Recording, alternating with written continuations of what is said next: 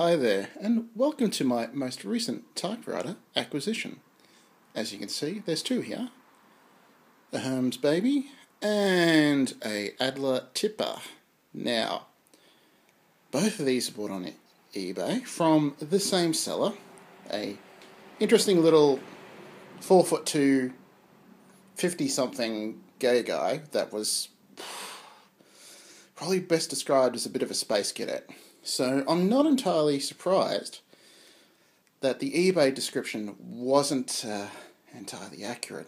For example, both of these were supposed to be script font. Now, as you can see, this guy has a bit of a script font. This fella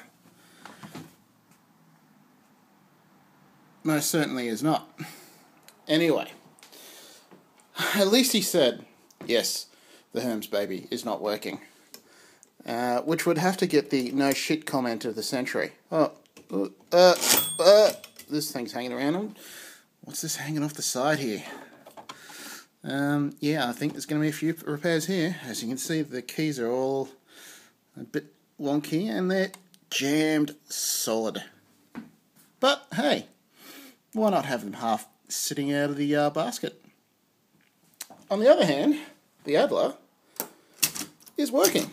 All it needs is a new ribbon, which I probably have one sitting around somewhere I can put into it, just to get it going. So at least the Adler was worth the effort, even if it is looking a little haggard, but by comparison to the Hermes, yes, I think this guy's going to be a lot of work. Anyway, if anyone's got any tips, give us a yell. We most appreciate it. Get it. Anyway, they're at least in their cases, even though this Hermes clearly looks like it's been smacked around the head of, some punk band musician, explaining the weird colours and dents and bits and pieces all over it. Oh, geez, the more I look at it, the more dents I find. Underneath's just as bad. Anyway, as I said, anyone got any hints, give us a go. Otherwise, hello to the two new monsters. See ya.